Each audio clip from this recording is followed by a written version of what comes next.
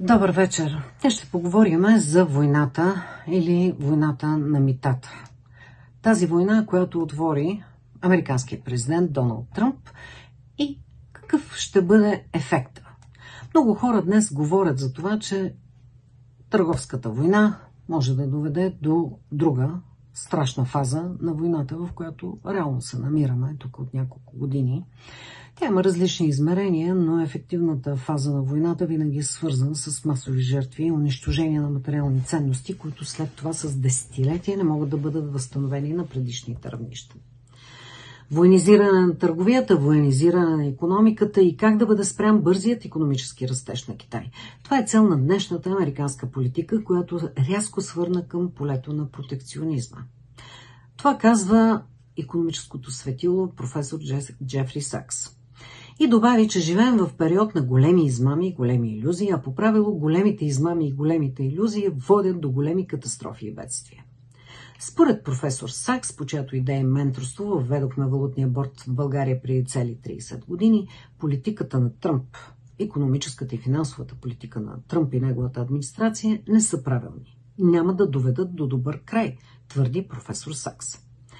Не бих спорил с икономист от такъв ранг, но от нашата камбаренария нещата изглеждат малко по-различно.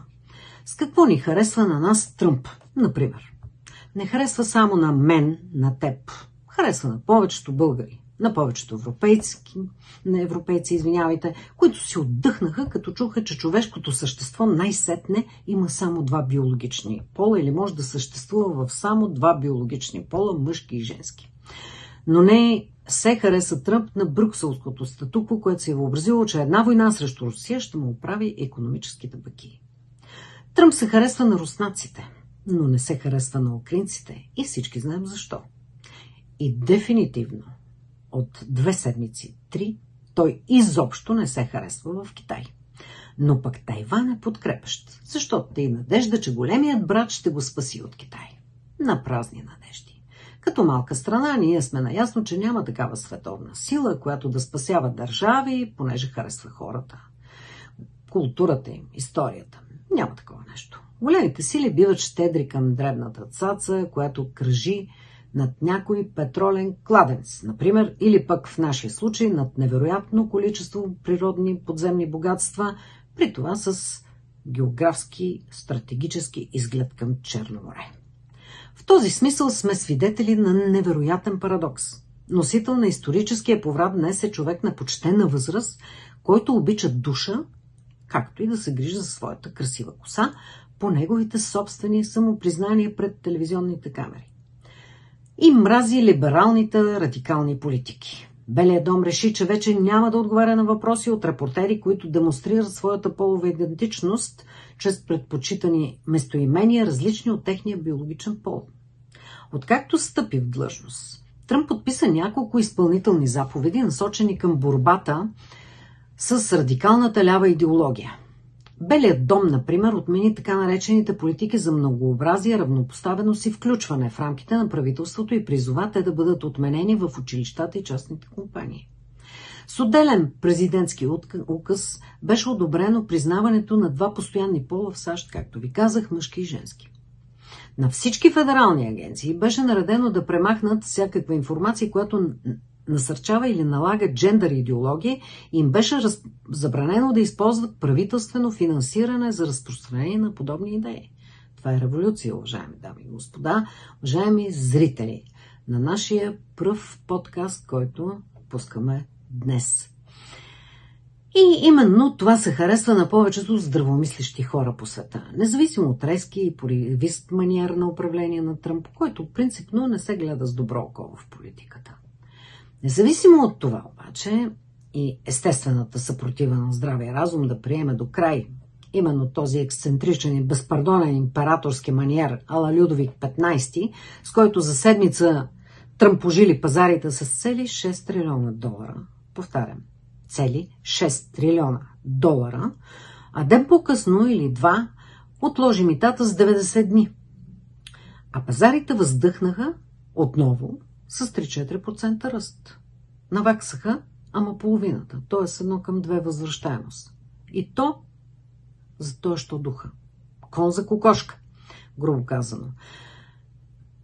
Изобщо, ако гледаме през очите на онези директори на хедж фондовете, които платиха изборите на Тръмп, политиката му ама хич не се харесва, защото те от 10 на дни живеят в ада.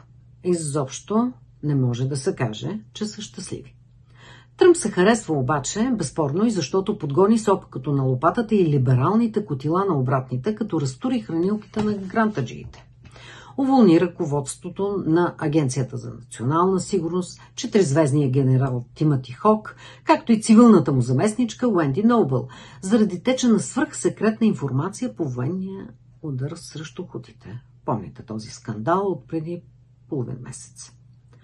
Харесва се Тръмп на много хора, дори и заради невероятните му заключения при подписването на указите, с които взривява земята под краката на финансовото и политическото статукво, управлявало света почти 5 десетилетия.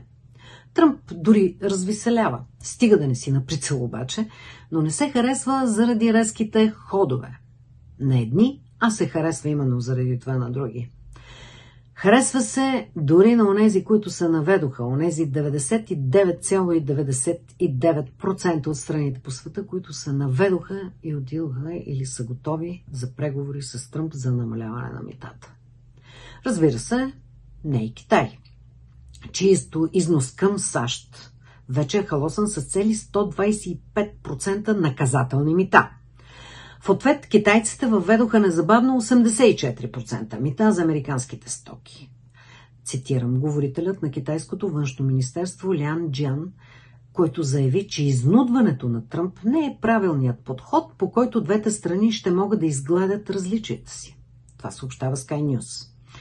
Джан предупреди, че ако САЩ искат да говорят с Китай, то трябва да покажат уважение. А в противен случай ще има последствия.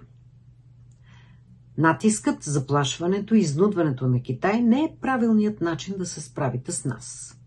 Ако САЩ искат да говорят, те трябва да покажат отношение на равенство, уважение и взаимна изгода, заяви Джиан.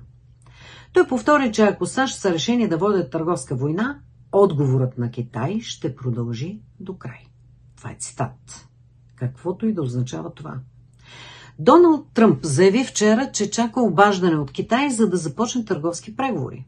А часове преди полунощ той обяви, че слага нови тарифни мита за китайската продукция от 125% въз основа на липсата на уважение, което Китай е показал към световните пазари. Световната сума тоха обаче, Урсула фон дер Лайен, като една лисица, побърза да аплодира новината от овалния кабинет за 90 дни примирие в търговската война. И тя започна да говори за 90 дни отлагане, но си отваря устата и за увеличаване на вноса на американски втечнен газ в Европа. И тук е най-голямата опасност за нас, българите. Този внос вече няма да бъде на днешните цени. Той ще е с политическа цена. Във всички случаи по-висока от тази, нещо като политически откуп на Европа, която до ден днешен нещо се опъва да танцува румбата заедно с Тръмп. Разбира се, това категорично ще увеличи цените на бензина и на дизела, което касае всички хора по целия континент, а съчетаност на българите с влизането ни в еврозоната може да е по-катастрофално за нас, тук, живущите в България. Дори по-тежко от 1996 година, когато за зрящите българи, за всички тогавашни финансисти, беше ясно, че световните финансови акули играят срещу българския лев с цел да свалят правителството на Жан Виденов и да постелят червения килим пред настаняването на техни хора в днешната администрация, която управлява България и до този момент.